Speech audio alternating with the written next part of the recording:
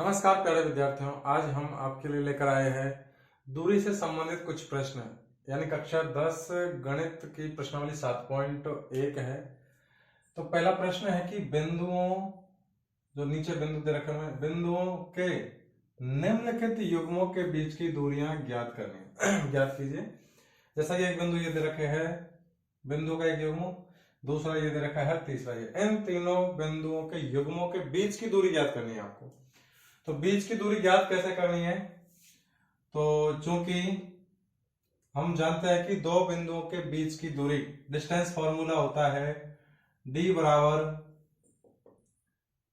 बराबर होता है अंडर रूट x1 माइनस x2 का whole square plus y1 minus y2 का होल स्क्वायर। यह डिस्टेंस फॉर्मूला है।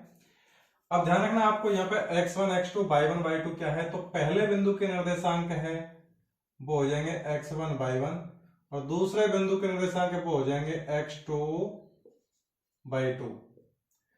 अब इसमें मान रखना है सीधा, तो इसलिए d बराबर अंडर रूट x1 2 और x2 4 हो जाएगा, तो 2 माइनस 4 इसका वर्ग प्लस ये y1 माइनस y2, y1 का मान है 3, y2 का मान है 1, तो 3 माइनस 1 इसका पूरे का होल स्क्वायर। इसलिए d बराबर हो जाएगा अंडर रूट 2 में से 4 जाएगा, यानी 2 माइनस 4, ये माइनस का 2 बचेगा, इसका होल स्क्वायर प्लस 3 माइनस 1, ये प्लस का 2 बचेगा, इसका होल स्क्वायर। अब यहाँ पे अंडर रूट, ये माइनस का 2 है और माइनस का 2 का होल स्क्वायर करेंगे तो माइनस 2 गुणा माइनस 2 और माइनस इंटू माइनस प्लस, तो 2 गुणा 2 4, अर्थात प्लस का 4 आएगा, तो प्लस का 4 और इसी प्रकार प्लस का 2 का वर्ग करेंगे तो इसका मान भी प्लस का 4 आएगा। अब दोनों को जोड़ना है तो ये हो जाएगा अंडर रूट 8 और अंडर रूट 8 को अपन लिख सकते हैं अंडर रूट 4 गुणा 2 और यहाँ पे 4 का वर्गमूल आ रहा है 2, तो 1 2 बाहर आ जाएगा 4 का, तो 2 अंडर रूट में बच रह जाएगा सिर्फ 2। अब ये इसमें अपन इकाई, या तो इकाई लिख सकते हैं या फिर मात्रक लिख सकते हैं, इकाई या मात्रक, कोई सा भी एक वर्ड लिखना है आपको। तो ये हो गई दो बिंदुओं के बीच की दूरी, जिसमें एक बिंदु था 2,3 और दूसरा बिंदु था 4,1। इसी प्रकार यदि अपन बात करें इस सवाल की कि इन दोनों बिंदुओं के जो युग्म है उनके बीच की दूरी निकालनी है, सेम प्रोसेस है। तो दो बिंदुओं के बीच की दूरी का सूत्र होता है, चूंकि वी नो दैट, हम जानते हैं कि डिस्टेंस फॉर्मूला d बराबर होता है अंडर रूट x1 माइनस x2 का whole square plus y1 minus y2 का होल स्क्वायर। अब यहां पे मान रखना है सीधा, तो d बराबर वही है कि x1 x2 कौन से, y1 y2 कौन से, वो आपको पहचानने होंगे। तो पहले बिंदु के निर्देशांक ये हो जाएंगे x1 y1, ये दूसरे बिंदु के निर्देशांक ये हो जाएंगे x2 y2। मान रखिए x1 माइनस 5 है, x2 माइनस का 1 है, तो -5 और सूत्र में है माइनस और फिर -1 है तो -1। अब ये ध्यान रखना अंदर भी माइनस आ रहा है, इसलिए आपको कोष्टक में लिखना होगा, प्लस y1 माइनस y2 तो 7, ये सूत्र में माइनस और y2 का मान है 3, तो 7 माइनस 3 का होल स्क्वायर। रखिए मान रखने के बाद सॉल्व करना है अपन को। तो यहाँ पे देखिए ये माइनस का 5 एज इट इज, यहाँ माइनस इंटू माइनस प्लस हो जाएगा 1, इसका होल स्क्वायर प्लस ये 7 माइनस 3, ये तो 4 बच जाएगा प्लस का, तो 4 का वर्ग हो जाएगा। अब इधर इसमें d बराबर अंडर रूट, ये माइनस का 5 है प्लस का 1 है, तो माइनस का 4 बच जाएगा, माइनस का 4 का वर्ग प्लस का 4 का वर्ग, इसका वर्ग, ये हो जाएगा 4 का वर्ग होता है 16, प्लस का 4 हो या माइनस का 4, दोनों का वर्ग प्लस का 16 ही आएगा और इसका वर्ग भी प्लस का 16। अब 16 गुना 16 प्लस 16 ये हो जाएगा अंडर रूट में 32, और 32 को लिखेंगे अपन 16 गुणा 2 अंडर रूट में। 16 गुणा 2 क्यों लिखा? क्योंकि 16 का वर्गमूल आ जाएगा अपना 4, तो इसलिए डी का मान हो जाएगा ये 16 का वर्गमूल 4 और ये रूट 2 एज इट इज, तो 4 अंडर रूट 2 इकाई इसका आंसर हो जाएगा। इसी प्रकार बात करें अपन तीसरे सवाल की, तो इसमें बिंदुओं का युग्म है, एक तो a, b बिंदु है, दूसरा है -a, -b, तो इन दोनों के बीच की दूरी भी वही डिस्टेंस फॉर्मूला लगाना है सीधा। तो d बराबर ये x1 y1, ये वाला x2, ये वाला y2, यानी पहले बिंदु के निर्देशांक x1 y1, दूसरे बिंदु के निर्देशांक x2 y2। फॉर्मूला x1 माइनस x2 का whole square plus y1 minus y2 का होल स्क्वायर। ध्यान रखना ये फॉर्मूला x1 माइनस x2 का whole square plus y1 minus y2 का होल स्क्वायर का अंडर रूट है। आप चाहो तो इसको x2 माइनस x1 का whole square plus y2 minus y1 का होल स्क्वायर भी याद रख सकते हो। सिर्फ आपको याद इतना रखना है कि पहले अंडर रूट आएगा, अंडर रूट में जो पहला युग्म आएगा वो x के मानों का अंतर आएगा, उसका वर्ग आएगा, दूसरा आएगा y के मानों का जो अंतर है उनका वर्ग। तो इसमें मान रखेंगे यहाँ पे x1 का मान है a, x2 ये है -a, तो ये सूत्र में -1 तो, और ये फिर इधर माइनस का a आ रहा है, तो आप चाहो तो एक बार इसको माइनस लिख सकते हो, प्लस इसी प्रकार इसको दूसरे वाले को b, y1 का मान b, और ये सूत्र में माइनस, y2 का मान माइनस का b है, तो माइनस का b इस पूरे का होल स्क्वायर अंडर रूट ये a minus into minus plus हो जाएगा, तो a प्लस a का होल स्क्वायर। इसी प्रकार ये वाला हो जाएगा b, और ये minus into minus plus b, अर्थात a प्लस a 2a और 2a का होल स्क्वायर प्लस v और b 2b इस पूरे का होल स्क्वायर। ये हो जाएगा अंडर रूट 2a का होल स्क्वायर आएगा 4a स्क्वायर। कैसे? क्योंकि 2a का होल स्क्वायर करेंगे, इसका मतलब ये हो गया कि 2a को मल्टीप्लाई करना है 2a से, और 2 को 2 से गुणा करेंगे 4, और a को a से गुणा करेंगे तो ये हो जाएगा a स्क्वायर, तो ये हो जाएगा 4a स्क्वायर। इसी प्रकार अगर 2b का स्क्वायर करते हैं अपन, तो ये आएगा 2b गुणा 2b, तो 2 को 2 से गुणा करेंगे 4, और b को b से गुणा करेंगे तो ये हो जाएगा b स्क्वायर, अर्थात 2b का स्क्वायर आ जाएगा 4b स्क्वायर, 4b स्क्वायर। अब यहाँ पे ध्यान देना, ये अंडर रूट में है और यहाँ पे कॉमन आ रहा है 4, तो अंडर रूट 4 कॉमन लिया, ये बचेगा a स्क्वायर प्लस का b स्क्वायर। अब 4 का वर्गमूल तो आ जाएगा अपना 2, तो वो तो अंडर रूट से बाहर आ जाएगा, तो 2, अब वर्गमूल में रह गया सिर्फ under root a square plus b square, तो वो एच रहेगा बस, तो a स्क्वायर प्लस का b स्क्वायर, ये आपका आंसर हो गया इसका।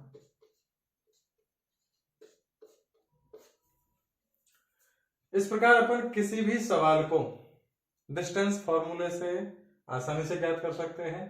बस आपको ये सूत्र याद होना चाहिए कि डिस्टेंस फॉर्मूला क्या है, उसमें x1 x2 मानना है, y1 y2 मानना है, वो किसको मानना है, बस उसमें गलती नहीं होनी चाहिए। दूसरी बात, जैसे कहीं कहीं पर ये ऐसे आ जाता है माइनस पहले से सूत्र में, फिर एक और बाहर माइनस जाता है, तो वहां थोड़ी सी गलती आपको ये नहीं करनी है, क्योंकि डायरेक्ट नहीं लिखना, उनको अंदर माइनस है, फिर वो संख्या भी अंदर माइनस हमारी, तो माइनस इंटू माइनस प्लस हो जाएगा वहां पे।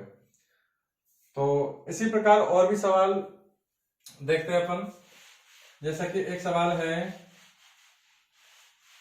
कि बिंदु 0,0, एक बिंदु दे रखा है आपको 0,0 अर्थात मूल बिंदु, और दूसरा कोई बिंदु दे रखा है, उसकी दूरी पूछ रहा है। तो दूरी निकालने का तरीका यही है कि आपको डिस्टेंस फॉर्मूला लगाना है और उसमें जो भी मान दे रखे वो मान से कैलकुलेशन करना है। तो जैसे बिंदु है आपके पास, पी बिंदु है कोई भी जिसके निर्देशांक मान लीजिए 0 0, और दूसरा बिंदु है क्यू 36,15, 36,15। इन दोनों बिंदुओं के बीच की दूरी निकालनी है आपको। तो चूंकि दूरी पी क्यू बोल सकते हैं इनको, पी से क्यू के बीच की दूरी को पी क्यू बोल सकते हैं, या फिर डिस्टेंस फॉर्मूला लगाए तो डी भी बोल सकते हैं। तो पी क्यू बराबर ये हो जाएगा अंडर रूट x1 माइनस x2 का whole square plus y1 minus y2 का होल स्क्वायर। यहां पे मान रखिए पी क्यू बराबर अंडर रूट x1 माइनस x2, तो ये वाले बिंदु हो जाएंगे x1 y1, ये वाले बिंदु हो जाएंगे x2 y2। अब यहां पे ये भी कोई जरूरी नहीं है कि आप इसी बिंदु को x1 y1 माने, आप इसको भी x1 y1 मान सकते हो, और यदि आप इसको x1 y1 मानोगे तो फिर ये वाला बिंदु x2 y2 हो जाएगा। तो मान रखिए x1 का मान 0 है, माइनस x2 का मान है 36, तो इसका होल स्क्वायर प्लस y1 का मान है 0, y2 का मान है 15। अब देखिए यहां पे पी क्यू बराबर अंडर रूट 0 माइनस 36, ये माइनस का 36 आएगा,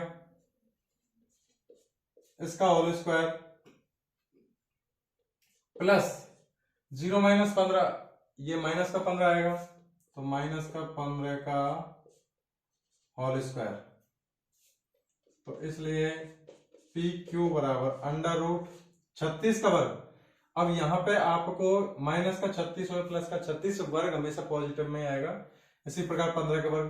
तो देखिए 15 का वर्ग तो हो जाएगा 225। अब मान लीजिए आपको 36 का वर्ग नहीं आता, तो 36 का वर्ग निकालने का तरीका क्या है कि आपको इधर 6 का वर्ग करना है 36, इधर 3 का वर्ग करना है 9, और 6 18 दोनों के गुणनफल का दोगुना, 6 18 और 2 18 गुणा 2 36।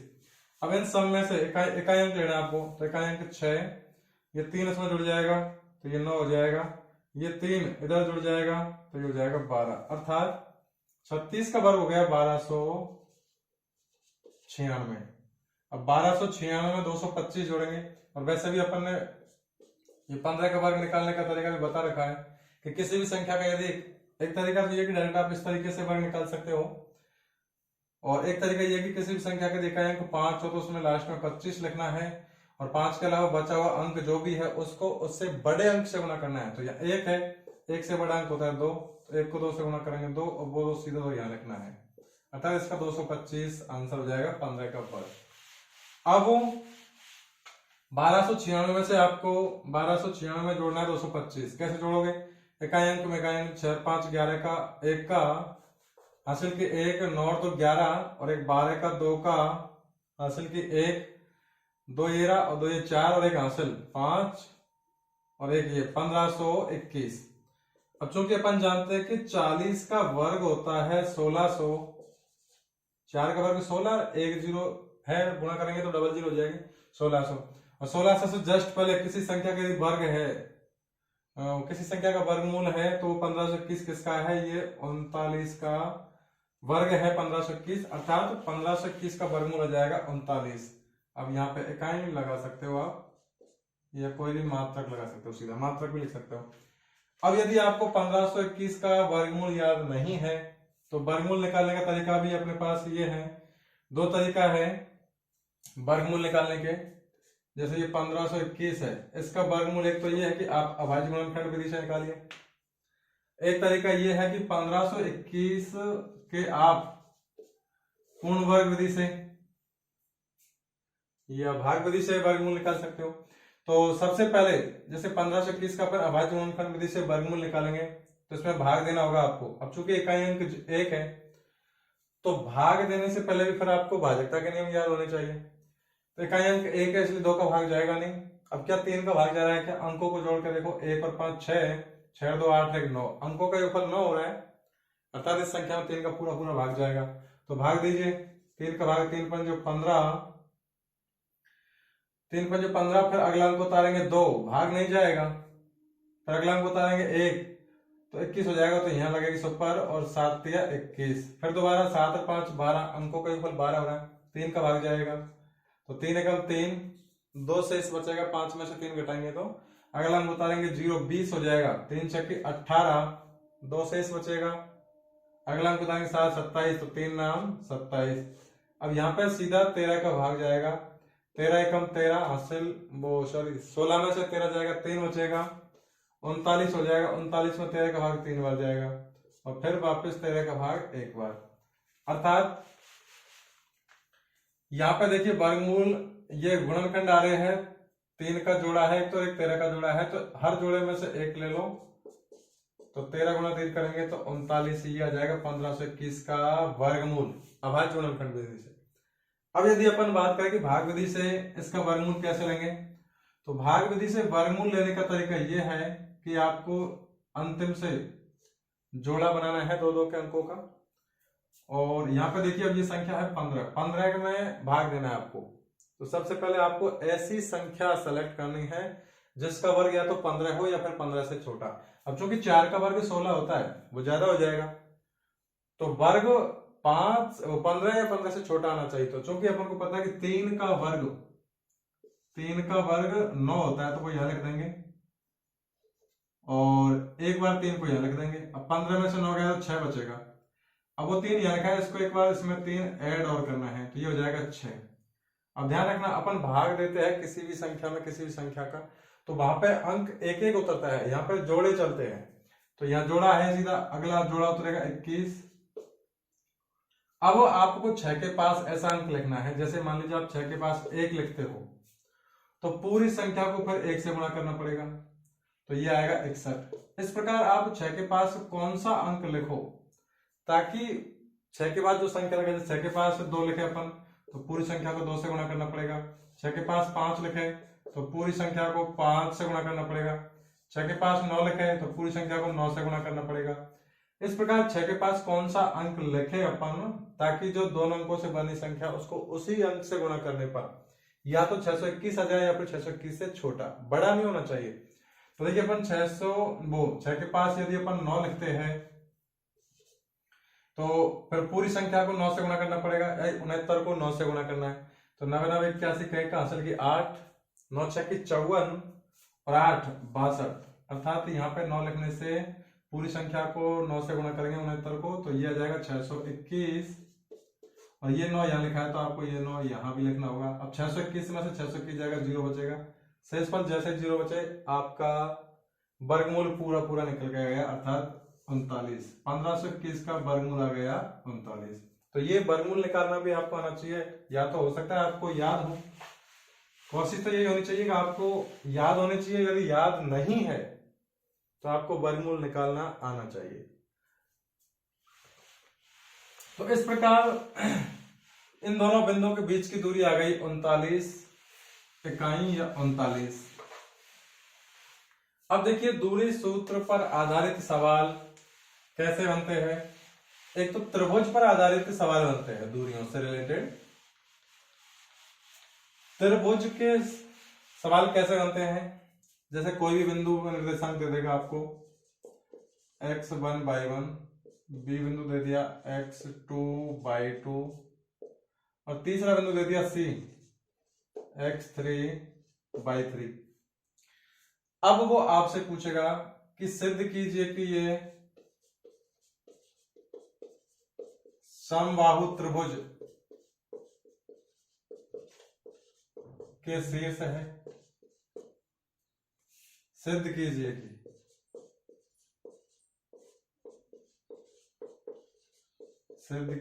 कि ये तीनों बिंदुओं का जो शीर्ष है, वो तीनों बिंदु है वो ये समबाहु त्रिभुज के शीर्ष है। एक तो इस तरीके से पूछ सकता है, दूसरा समद्विबाहु त्रिभुज के शीर्ष है,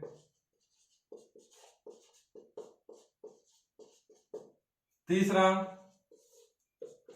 विषम बाहु त्रिभुज के शीर्ष हो,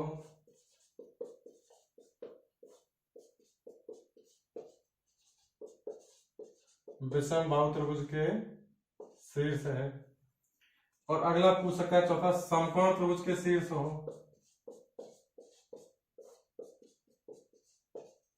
समकोण त्रिभुज के शीर्ष है। तो इस प्रकार आपसे प्रश्न को कोई सा भी पूछ सकता है, आपको इनकी कंडीशन याद होनी चाहिए। क्योंकि समबाहु त्रिभुज में तीनों भुजाएं बराबर होती है, अर्थात यदि तीन बिंदुओं के निर्देशांक ABC है तो समबाहु त्रिभुज होने के लिए क्या कंडीशन होगी कि AB बराबर BC बराबर CA, तीनों भुजाएं बराबर आएगी आपको। और ये तीनों भुजाएं बराबर का मतलब है A से B के बीच की दूरी, यहाँ पे डिस्टेंस फॉर्मूला लगेगा AB। तो सबसे पहले दूरी सूत्र से AB का मान निकालना पड़ेगा, फिर BC का मान निकालना पड़ेगा, फिर CA का। यदि तीनों दूरियां बराबर आती हैं तो उससे यह सिद्ध हो जाएगा कि दिए गए शीर्ष समबाहु त्रिभुज के शीर्ष है। अब मान लीजिए आप उनमें से कोई से भी दो बिंदु AB बराबर BC आ जाए, या BC बराबर C आ जाए, या AB बराबर C आ जाए, ऐसे कोई भी दो मान बराबर आ जाए, दो बिंदुओं के बीच की दूरियों का दो जोड़े बराबर आ जाए, यानी AB BC के बराबर आ जाए, या BC CA के, या CA AB के, और एक अलग आना चाहिए, एक अलग हो बस। तो उससे क्या सिद्ध हो जाएगा कि इन जो त्रिभुज बन रहा है उसकी दो भुजाएं समान लंबाई की, और समान लंबाई की दो भुजाएं है तो वो हो जाएगा समद्विबाहु त्रिभुज। अब मान लीजिए विषम बाहु त्रिभुज, विषम बाहु त्रिभुज के लिए यह है कि तीनों भुजाओं की जो लंबाई है वो तीनों अलग अलग हो, अर्थात तीनों भुजाओं की लंबाइयां अलग अलग आनी चाहिए। समकोण त्रिभुज के लिए कंडीशन यह है कि किसी भी दो भुजाओं के वर्गों का योग तीसरी भुजा के वर्ग के बराबर है, अर्थात AB का वर्ग प्लस BC का वर्ग बराबर या तो CA का वर्ग के बराबर आ जाए, या फिर BC का वर्ग और CA का वर्ग ये AB के वर्ग के बराबर आ जाए, या फिर CA का वर्ग प्लस AB का वर्ग ये BC के वर्ग के बराबर आ जाए, अर्थात कोई सी भी दो भुजाओं के वर्गों का योग तीसरी भुजा के वर्ग के बराबर आ जाए। तो इससे यह सिद्ध हो जाएगा कि दिए गए त्रिभुज के जो शीर्ष है उनसे बनने वाला त्रिभुज एक समकोण त्रिभुज के शीर्ष है। इस प्रकार अपन त्रिभुज से आधारित प्रश्न हल करेंगे। उसके बाद चतुर्भुज से संबंधित प्रश्न है, वर्ग है, आयत है, चतुर्भुज है, समचतुर्भुज है, समांतर चतुर्भुज है, इस तरीके से। तो अगली वीडियो में मिलते हैं अपन त्रिभुज से संबंधित सवालों के साथ। फिर मिलते हैं छोटे से ब्रेक के बाद, तब तक के लिए धन्यवाद।